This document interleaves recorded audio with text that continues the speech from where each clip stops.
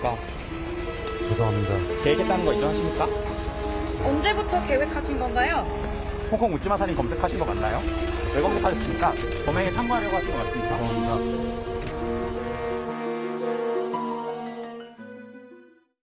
서울 신림동 흉기난동 사건의 피의자 조선이 오늘 검찰에 송치됐습니다. 이 과정에서 보신 대로 취재진에게 처음으로 모습을 드러냈습니다. 민지수 기자, 네. 지금 영상 보니까 저는 죄송하다는 말밖에 안 들리거든요. 네, 아주 작게 다른 답변을 하긴 했습니다. 오늘 새벽 7시쯤 관악서를 나서는 모습이 저렇게 공개가 됐는데요. 네. 이 범행 계획했다는 것을 인정하냐 이 취재진 질문에 아주 작게 예라고 답변을 했습니다. 네. 하지만 왜 그랬냐, 언제부터 계획했냐 구체적인 질문에 대해서 죄송합니다. 짧게 대답하고 소송차에 올라탔는데요. 검찰 오늘 송치받은 사건 신림 흉기난동 사건 전담 수사팀 꾸렸다라고 밝혔습니다. 국민에게 공포심과 불안감을 갖게 한 이 사건 철저히 수사해서 계획 범죄 여부와 범행 동기 등을 명확하게 규명하겠다. 또 죄에 상응하는 처벌을 받도록 최선을 다하겠다 이렇게 밝혔습니다. 승재현 의원. 네네. 계획했느냐 들릴 듯 말 듯하게 예라고 하긴 했는데 지금 정황을 보면요. 사전에 스마트폰 초기화를 하고 또 홍콩 관련해서 뭐 여러 가지 사건들 검색을 해보고 네. 그런 거 종합을 해보면 계획 범죄의 정황으로 볼 수 있나요, 이거? 먼저 한 세 가지만 저 먼저 말씀드릴게요. 첫 번째 이제 제가 뭐 이야기하는 중에 저는 지금 방금 나와 있는 저 모습도 얼굴에 가장 분노가 극단으로 치밀어 있는 얼굴인 듯해요. 보통 우리가 누구 예, 지금 조선 얼굴이요? 예, 예. 보통 우리가 정말 잘못하면 얼굴 근육이 빠져요. 그러니까 힘이 이렇게 빠지는 상태에서 죄송합니다 이래야 되는데 네. 얼굴에 힘이 딱 들어가 있는 상태에서 죄송합니다. 제가 지금 눈이 이렇게 들어가듯이 힘이 이렇게 들어가잖아요. 네. 그리고 첫 번째 죄송합니다도 모르겠습니다. 처음에 영장 실질 들어갔을 때 이 죄송합니다하고 똑같은 모습인 것 같아요. 죄송합니다라는 말은 기자님들 더 이상 나에게 묻지 마세요 라는 의미로 지금 들리는 듯해서 지금도 여전히 조선은 전혀 자기 행동에 대해서 반성하지 않는다라는 생각이 개인적인 입장에서 그러니까 범죄 전문가로서 그렇게 분석을 하신다는 거잖아요. 하는 거고 지금 제가 봤을 때 분명히 최초의 범죄를 계획했을 때는 치밀한 계획을 했어요. 초기화시키고 고의로 PC를 파손했으니까 증거를 인멸했잖아요. 네. 그런데 범죄 현장에 갔는 당시는 그거와 전혀 달라요. 사람이 가장 많은 곳에서 분명히 자기가 잡힐 수 있음에도 불구하고 범죄를 범했으니까 네. 앞, 뒤가 맞지 않는 거잖아요. 그러면 앞에 계획했는 거와 달리 뒤에 뭔가 그런 계획을 다 무시하고도 범행 현장에 갈 수밖에 없었던 뭔가 트리거가 있었는 것 같고 우리가 어떤 굉장히 일을 열심히 하고 난 다음에 그 일을 다 이루면 흔히 말해서 굉장히 이렇게 몸에 힘이 빠지는 듯한 뭐 허탈해지기도 하죠. 이렇게 예. 빠지죠. 제가 봤을 때 마지막 느낌이 그런 느낌이에요. 그러니까 자기가 범죄를 다 했고 범죄를 완성했기 때문에 자기는 그 범죄를 이루었다는 느낌. 그 계단에 이렇게 털썩 예, 주저앉았던 앉았을 그 때. 모습이요. 예. 그런데 여기서 또 하나의 제가 이해 안 되는 게 그 순간에도 거짓말해요. 나 판단을 했다고.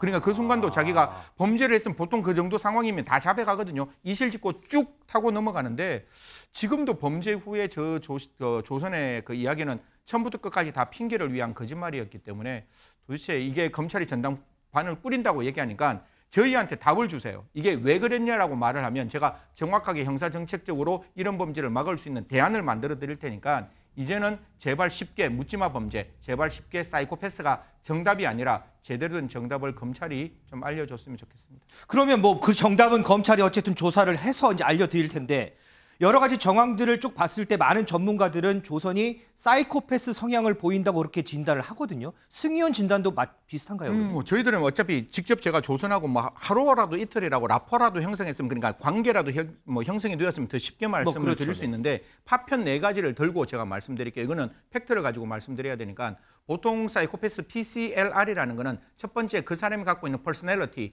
개인적인 특이 성향을 이야기합니다. 네. 그 특이 성향 중에 거짓말을 잘하고 남을 잘 조종할 수 있으면 그게 사이코패스의 첫 번째 특징이에요. 거짓말 잘하고 국민을 지금 조정하고 있는 거잖아요. 내가 이렇게 말했다가 저렇게 말했다가 네. 이렇게 말하면서 두 번째는 그 피해자에 대한 연민, 공감, 동정이 없으면 흔히 말해 감정, 이모션인데 네. 그런 감정적인 연민이 전혀 없어요. 첫 번째 유족분들이 정말 죄송하지만 그 첫 번째 피해자를 살해할 때 그 고의는 정말 마지막까지 이 사람을 죽여야겠다는 고의가 있는데 단 한 번의 연민도 없습니다. 근데 세 번째는 생활 양식, 패턴을 정하는데 그 패턴이 목적지향적인 삶이 아니라 굉장히 무의미하고 남에게 기생하는 삶을 사는 모습이 정확하게 사이코패스의 생활 패턴인데 그런 모습 보이죠. 마지막이 반사회성인데 이미 소년원 송치가 14번 있었고 분명히 사회적인 어떤 질서에 적응 안 했잖아요. 네네. 그리고 전과 3범이 존재한다는 거는 분명히 사회에 대한 질서에 대한 그 존중은 전혀 없었기 때문에 이 네 가지 분면에 다 특징 한 가지씩은 저 사람의 행동을 통해서 조선의 행동을 통해서 확인할 수 있다.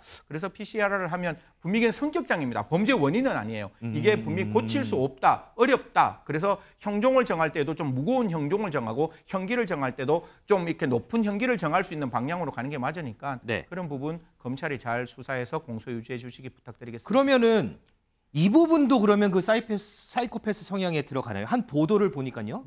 범행 전에 지인을 만나서 이런 얘기를 했다고 해요.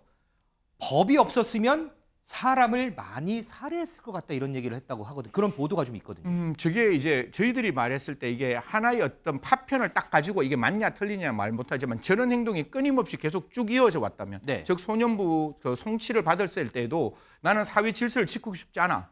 사회 질서는 나에게 옥죄는 거야. 그래서 그런 어떤 질서를 지키는 사람이 싫어. 그리고 그 질서를 지킨 사람만 사회적인 이득을 받고 나는 그 사회적 이득으로부터 나는 소외되어 있는 사람이야. 그래서 그 이득을 받은 기득권들을 나는 싫어해. 그래서 죽이고 싶어. 그랬다면 사이코패스죠. 야, 일단은 그건 어쨌든 뭐 어제 사이코패스 검사도 받았다고 하고요. 앞으로 이제 검찰 조사를 받을 텐데 어떠한 정황들이 또 다시 나오는지도 봐야 될 것 같습니다. 자, 이 조선이요. 과거에 이 소년부로 송치된 수사 경력 자료가 14건에 달한다고 합니다. 그래서 일각에서는 이 소년범들에 대한 관대한 처분이 이 추가 범죄로 이어지는 원인이 되고 있다라는 그런 지적도 나옵니다. 전문가의 목소리 한번 들어볼까요? 처벌을 많이 받았죠, 이 사람이.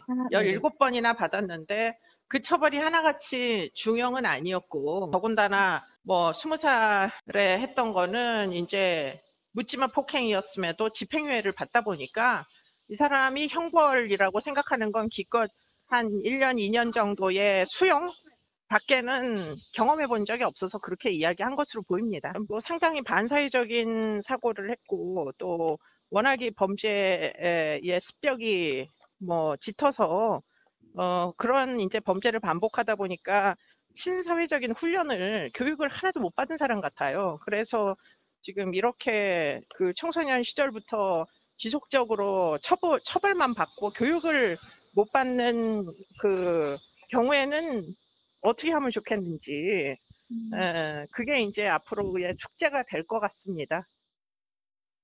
자, 승재원 의원. 그리고요. 이 조선을 보면 대놓고 흉기를 들고 다니면서 범행을 저지르거든요. 네네. 이렇게 흉기를 들고서 도시를 활보하는 거.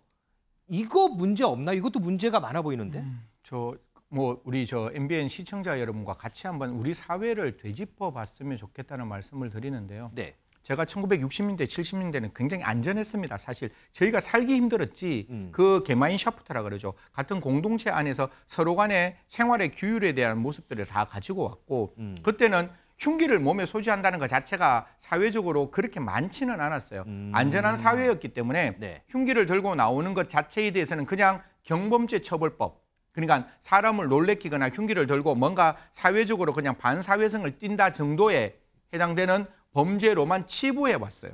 아, 그게 경범죄라고요? 예. 그러니까 흉기를 가지고 있는 것. 우리 가끔 가다가 이렇게 지하철역에 보면 이렇게 그 경호원 모습을 하시고 이렇게 몇 개 좀 차고 계시는 분들 있잖아요. 네네네. 삼당봉 차고 있으면 그거 경범죄 처벌법이거든요. 그런데 2023년 대한민국이 정말 안전한 사회라고 저는 생각하지 않습니다. 어디에서나 문제가 발생할 수 있는 곳이라면 그런 위험한 물건 가지고 있는 거 이제는 쉽게 보지 말고 좀 엄중하게 봐야 되고 그러니까 그런 경범죄, 이거는 단순 경범죄가 아니다. 그렇죠. 더 높게 봐야 된다. 높게 이런 봐야 얘기군요. 되는 것이고 지금 그 흉기로 분명히 사회적인 어떤 위해성이 드러나는 거잖아요. 그러면 흉기가 안 가지고 있었으면 그런 범죄가 발생하지 않을 수 있으니 네. 그럼 첫 번째 흉기를 가지는 걸 단순히 10만 원 이하의 벌금으로 가면 흉기 가지는 거 그렇게 걱정 안 할 거 아니에요. 네네. 흉기를 가지면 분명히 위험하고 이 흉기 가지는 것은 적어도 실행행위의 전 단계로서 우리가 엄중하게 처벌하겠다고 사람은 부족하고 제도는 당연히 그 부족한 점을 더 부족하게 만들어 놓았겠죠.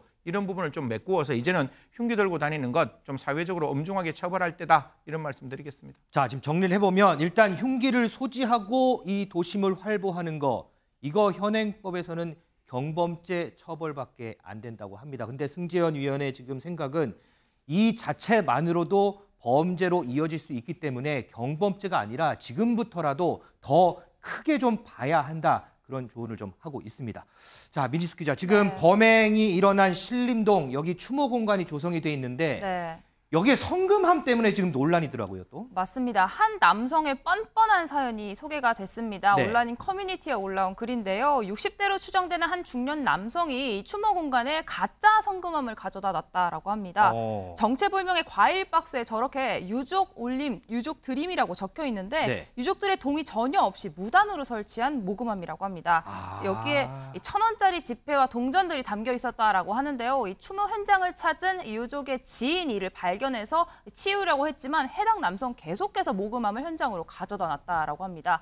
경찰이 출동해서야 모금함을 들고 현장을 떠났다고 하는데요. 이 남성 이 다음 날에도 추모 현장을 찾았습니다. 이날에는 벽에 붙어있는 추모 포스트잇을 제멋대로 떼어내는 행동을 했다라고 하는데요. 그러면서 이 추모 공간 27일까지만 운영하기로 했다. 이런 안내문을 또 제멋대로 붙이기도 했습니다. 하지만 구청과 관련 상인들은요. 추모 공간 언제까지 운영할지 상의된 바 전혀 없다. 이 남성이 멋대로 붙인 거다. 이렇게 확인을 했습니다.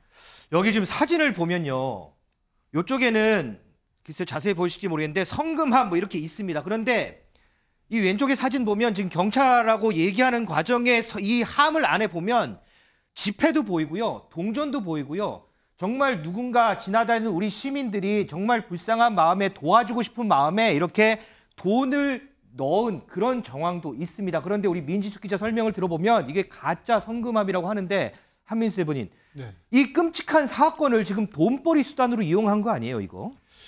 특히 그 목격한 누리꾼 얘기를 보면은 그 현장에 유족분들도 계셨다는 거 아니겠습니까? 그래서 유족들이 저 성금함이랄지 저 자체 행위가 우리와는 무관한 일이다 하면서 또 오열을 했다고 합니다. 아이고. 이런 정말 저 희생당하신 분은 아무런 잘못이 없이 저렇게 끔찍한 변을 당한 거 아니겠습니까? 우리가 이태원 참사 때도 그랬습니다마는 많은 시민들이 자발적으로 가서 국화를 한 송이 올리고 추모 메시지를 남기고 그런 모습들이 한 분 한 분의 그런 그 위로와 그다음에 치유를 담은 말씀 이런 정성들이 유족들에게는 상당한 힘이 되는 것 같아요. 실제로 많은 치유를 받고 위로를 받더라고요. 네. 저도 유족을 만나 보니까. 근데 저 현장에서 저렇게 모르겠습니다. 아마 돈벌이 수단으로 한 것 같아요. 몇 푼이라도 자기가 가져가려고 했던 것 같은데 저건 정말 유족들에게 또 제2차에 또 상처를 드리는 거고 저 모습을 본 많은 시민들 또 상처받습니다. 그렇기 때문에 저런 건 저분도 제정신 아닌 것 같긴 한데 아이 그거는 뭐 아직은 모르니까 뭐 단정 조선처럼 단정해서 할 얘기는 그렇겠죠. 근데 뭐 제발 저런 행동은 안 했으면 좋겠습니다. 자, 그리고 또 하나가 문제가요. 이 조선의 범행 이후에요. 비슷한 범죄들이 연이어 일어나고 있다는 겁니다. 여러 보도를 보셨죠? 살인을 예고하는 글들도 올라와 있고요. 그중에 한 명이 체포가 돼서 구속되는 일도 있었습니다. 그 영상 좀 보겠습니다. 예고글 왜 올리셨습니까? 조선시에 따라하려고 하셨던 겁니까? 반성하고 계십니까? 실제로 살인 의도 있으셨습니까? 여성만 겨냥한 이유 따로 있습니까? 자수는 왜 하셨습니까? 한 말씀만 해주세요. 한 말씀 해주세요. 할게요. 승지현 의원, 지금 이 신림동 사건 예. 묻지마 범죄라고 하는데 이것도 시민들이 다들 불안해하는데 더 불안한 거는 계속해서 지금 모방 범죄가 일어나고 있다는 게 지금 계속 문제거든요, 이게 지금. 오늘 제가 2번이나 경범죄 처벌법을 우리 시청자 여러분께 말씀드리는데 저 행동도 과거에는 사람을 놀래키는 행동, 그러니까 불안감을 조성하는 행동으로 경범죄로 처벌했어요. 우리가 만우절날 막 이렇게 이상한 소리 하면 그거 다 흔히 말해서 거짓말, 굉장히 경악스러운 거짓말 했을 때 다 그걸 경범죄로 가니 저런 행동 중에 일부 행동들을 다 경범죄로 갖는 거예요. 그러니까 저런 이야기 해봤자 어차피 경범죄 또 말씀드리는데 10만 원 이하의 벌금이에요. 그러니까 해도 된다라는 시그널을 국가가 줬는 게 아닌가라는 굉장히 좀 이렇게 뼈아픈 반성을 국가는 해야 된다는 생각이 들고 이제는 세 가지 딱 말씀드릴게요. 첫 번째, 저렇게 협박하는 거 저 협박죄 될 수 있다라고 생각합니다. 네. 뿐만 아니라 협박을 넘어서 정말 그 범죄의 실질적인 준비를 했다면 예비죄로 처벌할 수 있는데 살인 예비, 강도 예비 처벌 규정이 있습니다. 처벌 규정이 있으니까 살인 예비는 10년 이하의 징역이에요. 그냥 협박죄가 3년 이하의 징역하고는 존재의 평면이 다르니까 진짜 칼을 사고 취소했다 할지라도 예비의 무정령한 행위에서 결국 기수가 되었다면, 샀다면 그 순간의 기수라면 저는 살인 예비도 한번 들여다봐야 된다라고 생각하고, 시청자 여러분, 국민 전체에 대해서 저런 행동하는 것 저는 테러라고 생각하는데 국민 여러분께서는 테러가 아니라고 생각하십니까? 저는 테러방지법 바꾸어야 된다고 생각합니다. 테러방지법에 전체 국민을 대상으로 저렇게 협박하는 사람, 저는 테러라고 보고, 테러방지법은 딱 하나밖에 없어요. 테러 단체에 가입했을 때만 처벌해요. IS에 가입했을 때 처벌하듯이. 그런 어떤 처벌 규정만 있으니까 좀 저런 행동은 협박죄를 넘어서 예비죄를 넘어서 테러 행위로 테러방지법을 개정해서 좀 강력하게 처벌해야 저런 목소리가 나오지 않지 않을까, 그런 말씀 드리겠습니다. 지금 뭐 개인 호신용품 판매도 증가하고 있다 뭐 이런 얘기도 있는데 아마 다들 불안해하고 있다라는 그런 방증이 아닐까 싶습니다. 이 예방 대책도 하루빨리 좀 강력하게 좀 마련이 됐으면 좋겠습니다.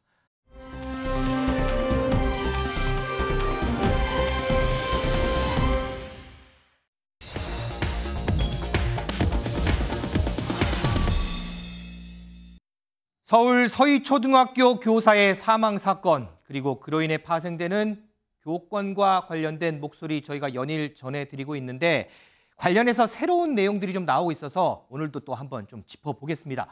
민지숙 기자, 이게 MBN 단독 보도로 알려진 건데 이 사망한 교사가 지난해부터 해서 10차례 넘게 업무 관련 상담을 요청을 했다면서요? 맞습니다. 지난해 5월부터 숨지기 직전인 이번 달까지 10여 차례 넘게 학교 측의 업무 강당에서 이 상담을 요청했던 사실이 알려졌습니다. 지난달에는요, 한 학생이 이제는 학급에서 금쪽이가 됐다, 학부모에게 연락했을 때 그쪽에서 불편한 기색을 내비쳐 말하기도 힘들었다, 이렇게 호소한 상담 내용 등이 전해졌습니다. 네. 이 세상을 등진 이번 달에만 3차례의 상담을 진행했다라고 하는데요.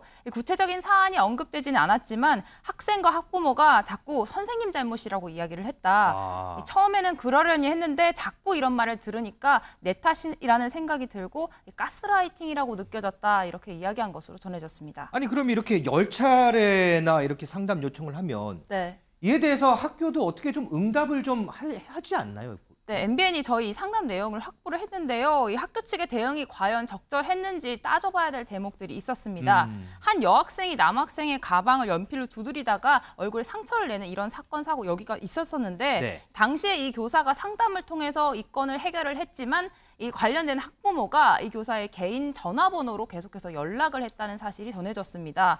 자기의 개인 번호로 학부모가 전화를 해서 소름 끼쳤다라고 얘기를 했고 상담을 통해 이야기를 했는데, 이런 교사의 호소에 대해서 학교 측에서는 다른 지시를 내린 게 아니라 얼른 전화번호를 바꾸세요. 아이고, 이렇게 이야기를 했던 것으로 확인이 됐습니다. 이동석 행정관, 학부모가 개인 번호로 여러 번 전화해서 놀랍고 소름이 끼쳤어요 라고 상담을 하는데 학교에서는 얼른 전화번호를 바꾸세요 이렇게 답을 해요. 이게 올바른 답인가요, 이게?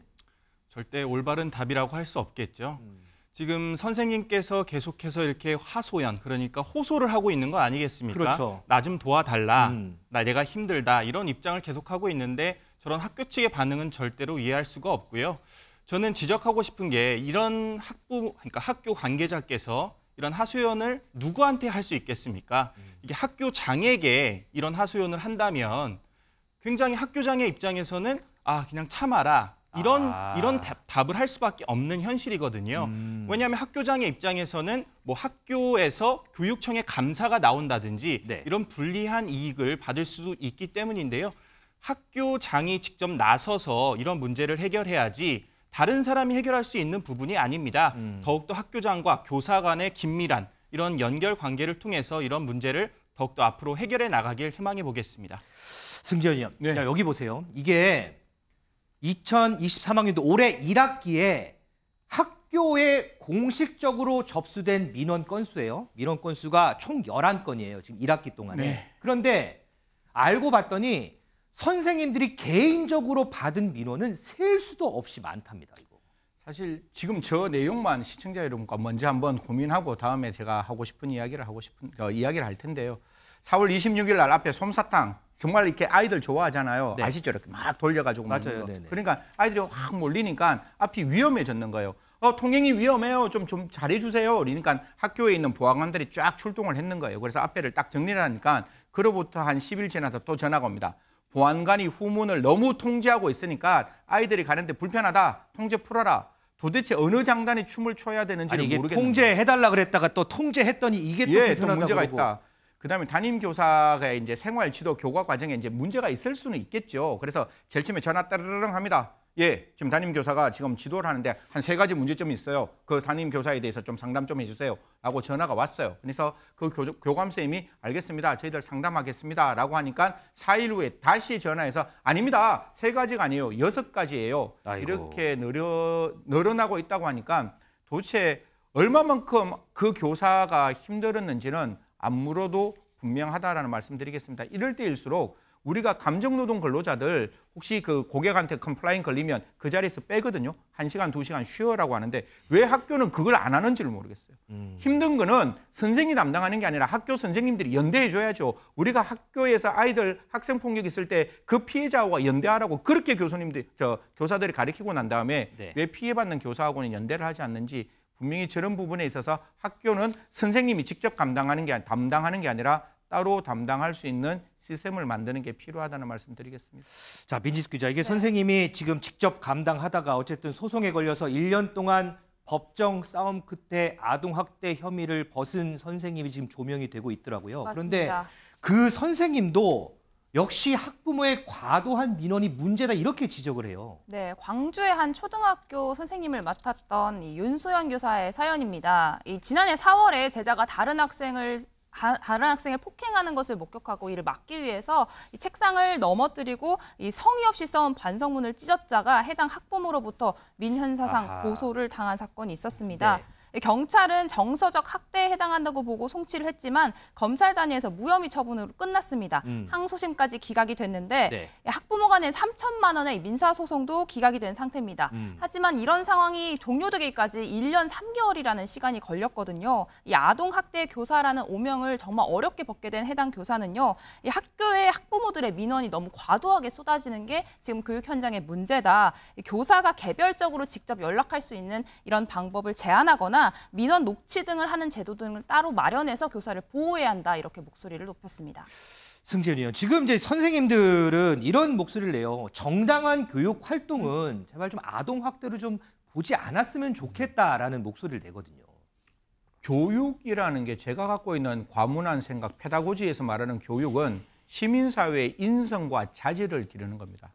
시민사회의 인성과 자질이 없이 다른 학생의 수업을 반대하는 학생이 있으면 그 학생 보고 앉으라고 이야기하는 것은 지도가 아니에요. 저는 교육이라고 봅니다. 그래야 그 학생이 다른 학생들과 함께 더불어 사는 질서를 배울 거 아니에요. 그런데 우리는 이걸 지도라고 보고 지도기 때문에 학생에게 아동학대를 했다라고 보는데 저는 사고의 방식, 시선의 방식을 완전히 바꿀 필요가 있다. 이거는 지도의 문제가 아니라 교육의 문제니까 처음부터 아동학대의 구성요건 해당성이 없다. 이렇게 가야 된다라고 보는데 그게 안 된다면 초중등 교육법에 어떤 내용을 가져야 되는가 하면 이러한 어떤 정당한 교육 혹은 지도에 대해서는 아동학대가 아니다. 아동학대로 볼 수 없다. 위법성이 조각된다라고 만들어 놓는 게 필요하죠. 우리가 강원랜드에 갔을 때 그 강원랜드 가서 도박하는 사람 처벌 안 하거든요. 왜? 폐광지역 지원에 관한 특별조치법이 그 장소에서 도박하는 거 허용하는 그런 어떤 특별법이 있듯이 이러한 초중등 교육법에 학생을 정당하게 지도하는 중대한 과실 고의가 없는 경우에는 아동학대가 될 수 없다라는 위법성 조각 사유가 들어오는 것 저는 필요하다고 말씀드리겠습니다.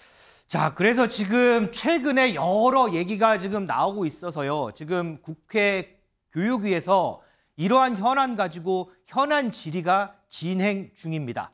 자, 여기에 참석한 이주호 교육부총리 얘기 좀 듣고 오겠습니다.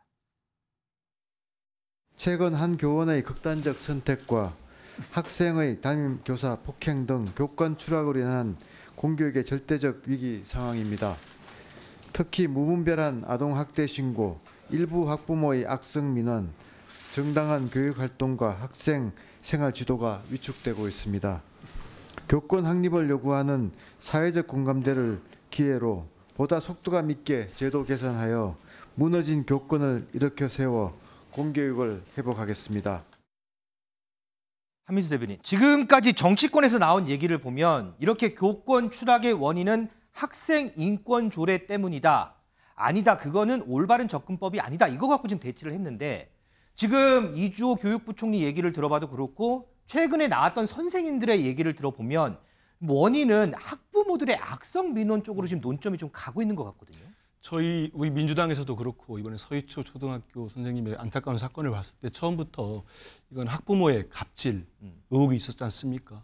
특히 우리 MBN의 이제 단독 보도로 이제 악성 민원이 있었다는 것까지 드러났어요. 네. 실제 많은 선생님들이 정말 10명 중에 9명 이상이 이런 민원에 시달리고 있고 극심한 고통을 받고 있다는 설문조사까지 있는 것 같습니다. 네. 그래서 그런 걸 보면은 이번 사태의 원인이 분명히 여기 있었습니다. 그래서 좀 전에 저는 교육부 총리가 말씀을 잘하신 것 같아요. 결국은 교권이 제대로 보호받는 선생님들의 어떤 권위, 처우 이게 개선되는 데 맞춰야 된다고 보고요. 근데 이제 이번에 있었던 뭐 정부에서 당정협의회에서는 이제 학생 인권조례 말씀하신 대로 그쪽에 포인트가 맞췄는데 저는 그건 아니었다고 봅니다. 왜냐하면 지금 17개 시도 중에 학생 인권조례를 시행하는 곳이 서울, 인천 등에서 7곳밖에 안 됩니다. 맞아요. 그래서 이 학생의 인권과 예전에 왜 학생 인권조례가 왜 생겼습니까? 학생들이 체벌도 많이 당하고 우리 때는 되게 심하게 맞기도 했거든요. 그래서 학생들의 인권이 보호돼야 되고 지금 이제 선생님들의 교권이 문제 생긴 거 아닙니까? 이거는 양쪽이 조화롭게 법의 테두리 내에서 보호받고 조화롭게 선생님과 학생들이 모두 행복하게 교육 현장에서 지낼 수 있는 조화로운 게 맞는 것 같습니다. 한쪽 때문에 문제가 있었다고 볼 게 아니고 그렇게 접근하는 게 맞는 것 같습니다.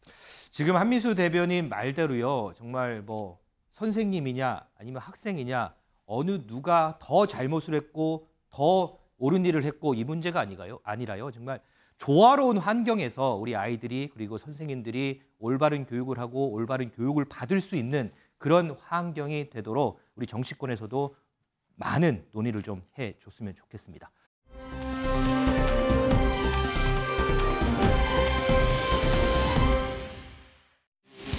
정치적인 이게 싸움거리가 되고 뭐 특정인이 여기에 뭐 특혜를 받았니 안 받았니 특정인 게이트, 특정인 로드로 몰고 가는 그 오물이 우리 고속도로가 가야 될 길 앞에 잔뜩 쌓여있는 상황이 됐습니다. 길을 내려면요 우선 오물을 치우고 길을 정하고 그 다음에 이제 길을 닦아야 되지 않습니까? 민주당이 사과하면 지금이라도 정상 추진한다. 이건 제가 처음부터 했던 얘기입니다. 근데 대기가 사과할 것 같지 않죠, 그죠? 지금 대표가 있는 민주당은 그렇게 할 것 같지도 않아요. 서울 양평고속도로 백지화 선언을 했던 원희룡 국토부 장관이요. 어제 주민들의 의견을 듣겠다면서 처음으로 양평을 찾았습니다. 그 현장에서 했던 얘기 저희가 잠시 좀 들려드렸습니다. 이동석 행정관, 지금 들으면 오물이 잔뜩 쌓여있는 상황이 됐다 이런 얘기를 하거든요. 물론 이게 야당의 의혹 제기를 빗대서 하는 얘기인 것 같은데 이거 어떻게 들으셨어요? 조금 과한 표현이 아니었을까. 과한 표현이에요? 좀 아쉬움이 남는 발언이었다 이렇게 말씀드리고 싶어요. 아무래도 뭐 의혹이 잔뜩 쌓여 있는 과정에 이런 표현을 좀 했으면 어땠을까 하는 아쉬움이 남는데요. 지금 그만큼 원 장관의 입장을 놓고 보면요. 지금 이제 야권, 민주당과의 그런 이권 다툼, 이런 논리에서 좀 절대 나는 지지 않을 거야. 이런 말을 하려다 보니 약간 그런 심한 표현이 나온 것 같아요. 표현적으로 조금 이제 수위가 좀 높다. 네, 맞습니다. 뭐 원장관의 같은 경우는 그제에 국토위에서 이제 민주당 의원님들과 이렇게 고성이 오가면서 많은 이런 대치가 이어지지 않았습니까? 네네. 그런데 어제 이런 주민들을 만나는 행보, 이런 행보는 굉장히 적절했다고 보여집니다. 뭐 직접 가서 주민들의 의견을 경청한 모습은 아주 높이 평가할 만하지만 그런데 제가 볼 때는 지금 이 민주당에서 의혹을 제기하는 것 중에 핵심이 김건희 여사의 일대에 그런 특혜 의혹을 받는 것 아니냐 그렇죠. 이건 아니겠습니까? 네. 그 부분에 있어서는 어제 말끔히 정리가 된 것 같아요. 뭐 양평군 양서면 그리고 강서면 일대 주민들께서 말씀하시기를 뭐 특혜 받을 수 없는 가치 없는 땅이다. 이런 발언을 주민들께서 직접적으로 하셨거든요. 그런 것들을 보면 앞으로도 이런 논란들은 뭐 주민들과의 대화를 통해서 쉽게 해결될 거라고 저는 보고 있습니다. 자, 그리고 한민수 대변인, 민주당이 사과하면 정상 추진할 건데 사과할 것 같지 않죠라고 또 물어봐요. 저는 좀 전에도 뭐 말씀도 했습니다만 이동석 행정관도 오물이라는 표현을 하면은 의혹을 제기하는 민주당이나 지금 의혹을 갖고 계시는 국민들에 대한 모욕적인 언사 아니겠습니까? 그래서 저는 원희룡 장관께서 뭐 모르겠습니다. 저는 대통령 공약 사업인 1조 8천억 원짜리 국가 사업인데 고속도로 수도권 시민과 양평 국민들이 모두 이용할 고속도로 아니겠습니까? 네. 그걸 하루아침에 전면 백지화를 시켜놓고 지금 이렇게까지 민주당이 사과를 하면 하겠다는 거는 참 미안하지만 적반하장인 것 같아요. 그 원장관이 하신 말씀은 아니고 저는 26일 날 국토위 현안 질의 때도 몇 가지 거짓말들이 드러났습니다. 그 국토부에서는 모든 조사를 다 거쳤다고 했는데 가장 기본적인 비용 편익 분석, 이른바 경제성 조사가 안 한 게 드러났어요. 그리고 원점 뭐 강상면 원래부터 있었다고 강화 IC가 있었다고 하는데 그것도 아닌 걸로 드러났습니다. 그리고 원장관께서는 그 김건희 여사 일가의 땅들이 수변 지역이라 개발이 불가능하다고 했는데 그게 또 아닌 걸로 드러났어요. 이게 보면은 양평군수 지구 단위 개발 지정할 때는 개발이 가능하답니다. 그래서 이런 여러 가지 의혹들에 대한 전혀 해소가 안 됐습니다. 그래서 저희들 민주당의 국정조사도 제기한 상태고, 그리고 무엇보다도 본질은 그런 거 아니겠습니까? 저기 그 대통령 일가 한 15년 정도 되는 것 같아요. 이게 논의 자체가. 그리고 실제 추진된 건 7년 됐고 예타가 통과한 지도 2년이 넘었습니다. 네. 2021년이니까. 근데 갑작스럽게 지난해 5월, 그다음에 7월, 최종적으로는 올 2월에 강상면 안이 결정이 됩니다. 그러면 왜 그렇게 결정이 바뀌었는지 본질은 그겁니다. 그 바뀌는 과정에서 누가 제3자가 개입을 했는지 그걸 밝혀달라는 겁니다. 그리고 왜 그 주변에 가치 없는 땅이면 그럼 김건희 여사 일가 쪽에서는 왜 교통 호재가 있을 때마다 땅을 계속적으로 매입을 했습니까? 한 보도를 보면 지금 현재 29필지 축구장 5개 크기가 한 125억 원이 달한다는 거예요. 그래서 충분히 앞으로도 집가 상승의 여지가 큽니다. 그렇기 때문에 이런 의혹들이 풀리지 않은 상태에서 추진하기는 쉽지 않지 않겠나 이런 생각이 듭니다. 그래서 이제 민주당에서는 그런 부분들 때문에 어제 국정조사 요구서를 이제 제출을 한 거죠. 자, 이 원희룡 장관을 향해서요, 이 양평 주민들도 뭐 여러 가지 얘기들이 나왔는데 그 중에 쓴소리도 좀 있었습니다. 그 얘기 좀 들어볼까요? 네, 간담회 하신다라고 통보받은 적도 없고 출근하다가 지금 기자들이 있어서 이게 뭐냐라고 해서 지금 얘기 들어왔던 부분인데 이런 식으로 업무 처리는 하시면 안 됩니다. 국민의힘이든지 민주당이든지 다 필요 없어요. 주민들 위해서 일해주시는 걸 원하는데 지금 오셔가지고 민주당 뭐 제동 건다 이런 식으로 보면은 말씀하시는 것 자체가 저는 시간 낭비라는 생각이 들어서 또다시 한번 좀 불쾌하거든요. 제발 이렇게 하지 마시고 국민들 위해서 일해 주십시오. 72대도 강상면에서 이 나이 먹도록 살았고 그래서 저보다 강상면을 잘 알고 있는 사람은 별로 없습니다. 그래서 주장하건대 김건희 여사님 땅은 절대 특혜가 될 수 없다는 걸 저는 알고 있습니다.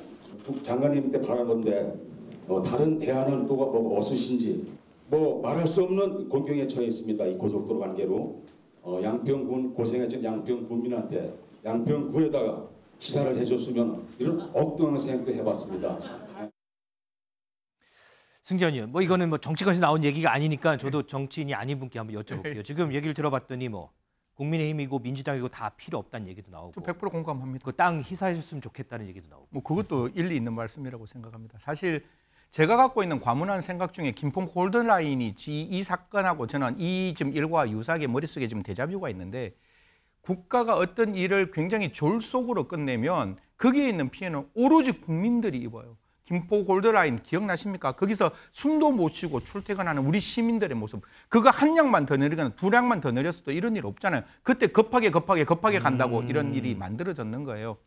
정책을 만들어 갈 때 꼭 한 말씀 드리겠습니다. 천천히 빨리 갔으면 좋겠습니다. 그리고 그걸 만들 때는 충분히 소통과 공감을 했으면 좋겠습니다. 그걸로 인해서 이 지역 주민들이 최고의 이익을 받았으면 좋을 것 같으니까요. 국민들을 위해서 조금 더 설득하시고 노력하시고 두 분 민주당하고 국민의힘 계시는데 좀 이렇게 국민들 입장에서 조금 더 솔직하게 같이 이야기를 좀 터놓고 이야기를 했으면 좋겠다. 딱 한 가지, 반드시 고속도로는 추진되어야 하고 그 고속도로 추진은 오로지 국민들의 이익을 위해서 진행되어야 한다라는 말씀 드리겠습니다. 알겠습니다. 조금 전에 들었던 양평 주민들 발언이요. 이 비슷한 얘기가 그제 국회에서 국토위가 열렸었죠. 거기서도 비슷한 얘기가 좀 나왔었습니다. 어떤 얘기인지 한번 들어볼까요? 강상면 대안이 타당성이 인정된다 하더라도, 그죠? 좀 조용히 좀 해주실래요? 예. 근거가 그것뿐입니까, 강상면 대안의 타당성이 인정된다 하더라도 김건희 일가의 특혜 의혹은 해소될지 몰라도 대통령 이해충돌 문제는 여전히 남습니다. 예? 그러니까 무슨 얘기냐? 국민들이 이 이해충돌 문제도 해소되지 않으면 이걸 수용하기 어려울 거예요. 그러니까 처음부터 특혜를 불식시킬 수 있는 부동산 백지 신탁을 해야 된다. 지금은 없기 때문에 저는 만약에 강상면이 최저간으로 된다면 김건희 씨 일가가 국민의 도로를 위해서 백지 신탁에 준해서 땅을 매각해야 된다 이렇게 생각하는데 그렇게 대통령께 건의할 용의가 있습니까? 아마 다 지금 발언 내용이 보고가 될 거라고 생각합니다. 어떻게 좀 비슷하신가요? 이지수 기자, 어쨌든 원장관 입장은 지금 어쨌든 백지화 선언을 한 이후에 이 정부에서는 못한다. 다음 정부에서 하려면 하라 이런 입장이었잖아요. 근데 네. 이 입장이 조금씩 바뀌나 봐요, 지금. 그렇습니다. 이 백지화하겠다, 뭐 직을 걸겠다, 이 배수진까지 쳤던 이 원장관인데요. 어제는요, 이 전문가에게 분석을 받고 주민 의견을 수렴해서 재추진을 시사하는 듯한 발언을 했습니다. 누구도 불복하기 어려운 절차를 빠른 시간 안에 찾아내서 제안을 하고 야권이 이를 받아들이지 않는다면 국민들에게 제시해서 다음 절차를 진행하겠다 이렇게 이야기했습니다. 일단 여야가 추천하는 전문가를 모두 포함해서 검토를 한 다음에 그럼에도 야당이 수용을 하지 않으면 국토부 차원에서 사업 재개를 하겠다 이런 뜻으로 해석이 되고 있습니다. 한민수 대변인, 지금 민주수 기자가 설명을 했는데 어쨌든 원희룡 장관이 여야가 추천하는 전문가 다 받겠다라고 하잖아요. 그러면 민주당이 추천하는 전문가까지 받아서 같이 하면 일각에서는 아니 그렇게 하면 이 국정조사 굳이 할 필요 없는 거 아니냐 이런 의견도 있거든요.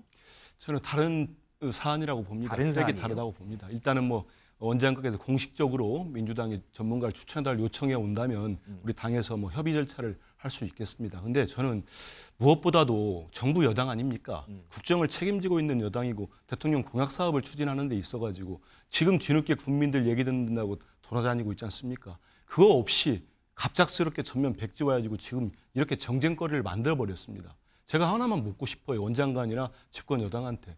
역으로 만약에 바꿔가지고 문재인 정부 때 김종숙 여사의 일가 땅이 축구장 5개 면적에 고속도로 종점을 변경시킨 곳에 그렇게 포진해 있다면 국민의힘 국정조사 안 하겠다고 했습니까? 국정조사 요구 안 할 자신 있습니까?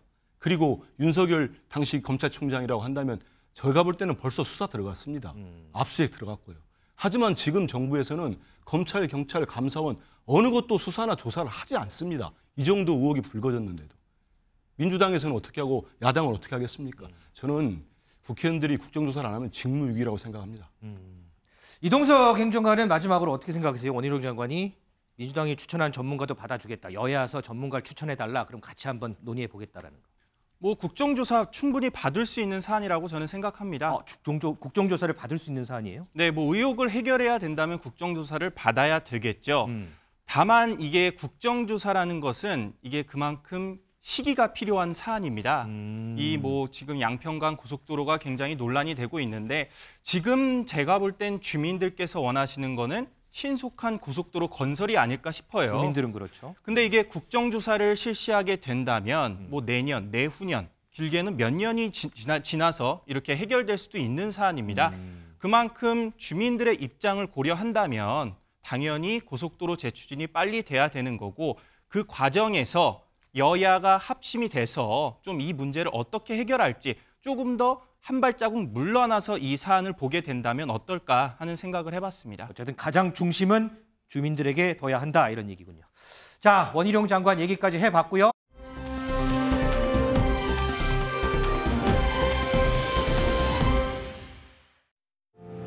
The freedom and remarkable development of the Republic of Korea today is testament to the wise decision made by the United Nations 70 years ago. Dream ever bigger, Korea.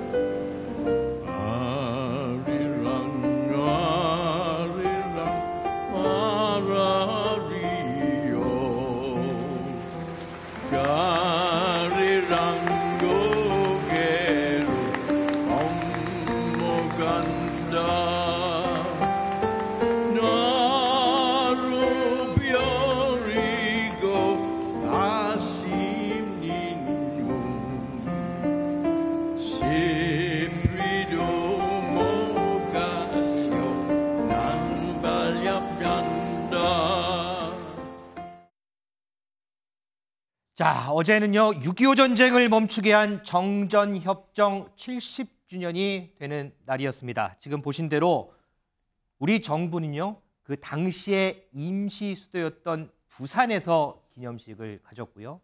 북한은 열병식을 또 진행을 했습니다. 요 얘기 좀 해보겠습니다. 자, 승재원 의원, 이 기념식 열린 데가 이제 부산 영화의 전당이라는 곳인데 여기도 참 뜻깊은 장소죠, 여기가. 우리나라의 최초의 외국에서 우리나라에 돌아오는 부대가 며칠 날 들어온지 기억 못하시죠? 제가 이거 좀 찾아봤거든요. 네. 6.25였는데 7월 1일 날 그 미국에서 스미스 부대가 들어오기 시작합니다. 한 달 보름 만에 들어오군요. 예. 그래서 스미스 부대가 들어오는데 그 스미스 부대가 태운 게 C-54라는 비행기인데 그게 내려온 게 수영 비행장 근처였어요. 그래서 지금 그 장소가 어떻게 보면 6.25 전쟁이 일어나고 외국에서 특히 미국에서 대한민국을 도우기 위해서 최초의 부대가 왔다는 의미에서 저는 굉장히 뜻깊은 자리가 아닌가. 이런 거 보면 대통령실에서 이렇게 의미 파악을 참 잘한다라는 생각도 저는 한편으로 하게 되었습니다. 자, 지금 뭐 영상 보셨을 때 뭐 윤석열 대통령이 뭐 웃으면서 박수도 치고 했는데 어제 기념식에서 윤석열 대통령 무슨 얘기를 했는지 한번 들어보겠습니다.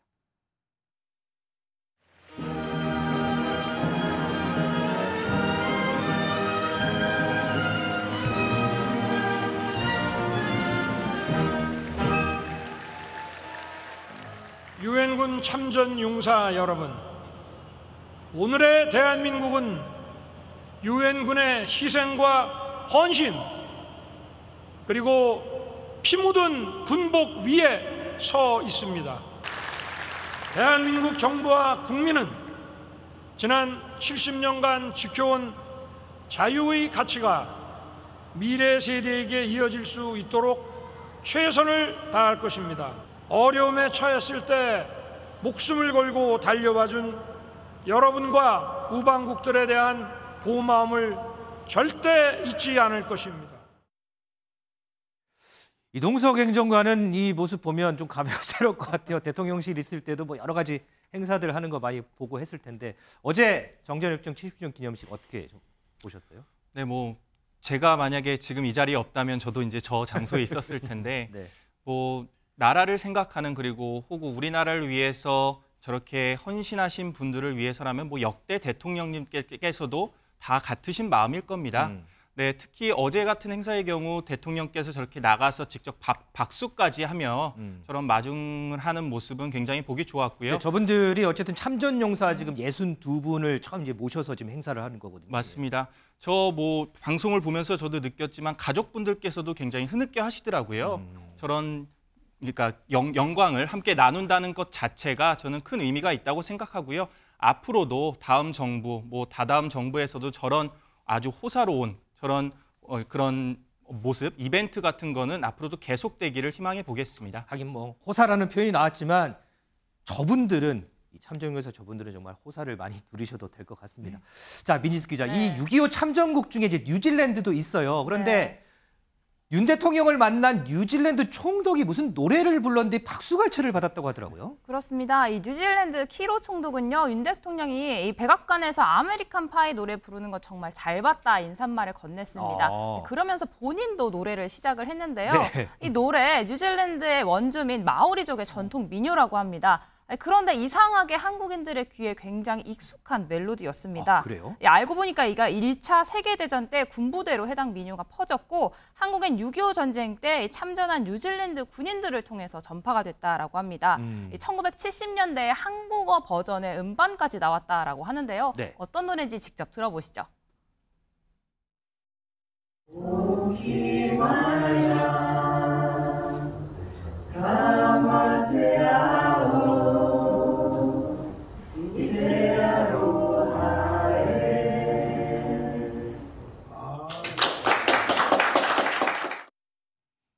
시청자분들은 아 이게 어떤 노래구나 기억이 혹시 나시나요?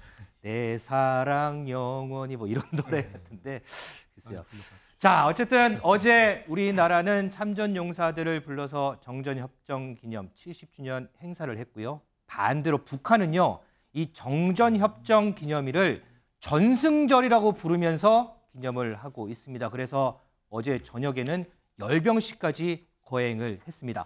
하민수 대변인, 네. 북한이 3년 만에 국경을 개방해서 러시아, 중국 대표단 맞아서 어제 열병식 성대하게 했어요. 그런데 나온 보도들을 보면 김정은 위원장이 연설을 하지 않았다고 하더라고요. 그런데 상식적으로 생각을 해보면 북한 입장에서는 우방이잖아요. 러시아, 중국. 이 대표단이 왔으면 본인이 직접 연설을 해서 뭔가 메시지를 전달을 할 것 같은데 연설을 안 했다. 왜 연설을 하지 않았을까요? 사실 제가 전문가가 아니기 때문에 모르기 때문에 그렇다고 시청자분들께 제 얘기를 할 수는 없는 거고 그렇죠. 문외한인데 취재를 좀 했습니다. 아유, 감사합니다. 전직 기자로서 전문가들 여러 분 취재를 했더니 일단은 김정은 위원장 집권 이후에 열병식 총 13회가 있었답니다. 참석을 했는데 연설은 5번밖에 없었다는 거예요. 그러니까 뭐 다 연설한 건 아니다는 거. 하지만 70주년 아닙니까? 네. 전승절이라고 본인들이 주장하는. 그러면 할 만도 한데 다만 이번 건은 다수의 전문가들 얘기는 뭐냐면 러시아 국방장관과 중국의 국회 부의장을 뭐 속된 말로 양측에 놓고 김정은 위원장의 가운데에서 화성 17호, 18호라는 대륙간 탄도미사일의 그 참관, 시찰이라고 합니까? 그걸 보면서 위시를 과시하는 여기에 방점이 있었다. 이런 얘기를 하더라고요. 그 얘기의 또 의미 하나는 얼마 전에 윤석열 대통령께서 우크라이나를 가셨잖아요. 네네. 가가지고 6.25 전쟁 얘기를 하시고 맞아요. 사즉생, 생즉사 이런 뭐 연대까지 말씀을 하셨는데 거기에 맞서가지고 김정은 입장에서는 러시아, 중국과 함께 우리 사회주의 연대도 이렇게 굳건하다.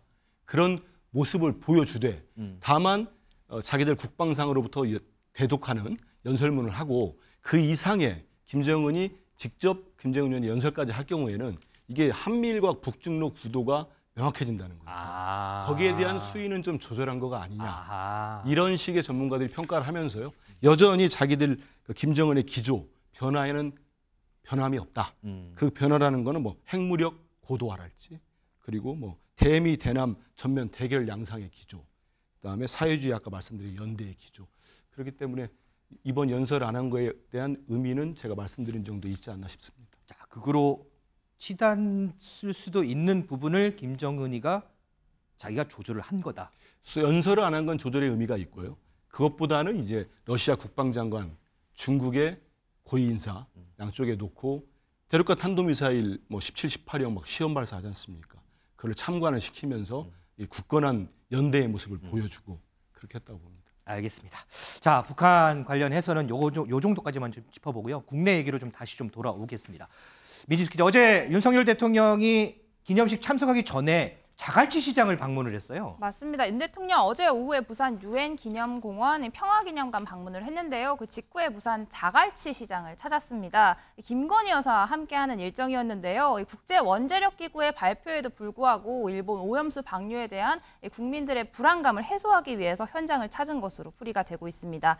윤 대통령 제철 수산물들을 둘러본 다음에 넙치, 붕장어, 해삼, 가리비와 같은 수산물 직접 구입했다라고 하는데요.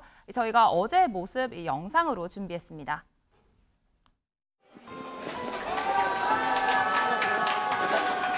사랑합니다. 화이팅! 화이팅!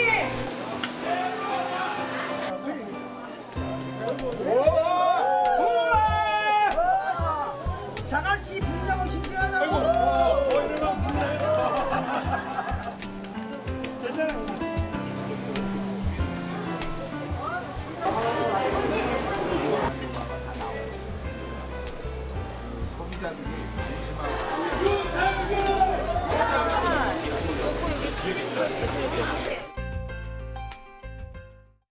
이동석 행정관, 조금 전에 이제 윤석열 대통령이 수산물을 이렇게 먹으면서 현명한 국민은 괴담에 흔들리지 않는다 뭐 이런 얘기를 했다고 하는데 그건 어떻게 좀 평가하세요? 뭐 대통령께서 일관된 입장을 계속해서 보이시려는 그런 모습으로 보입니다.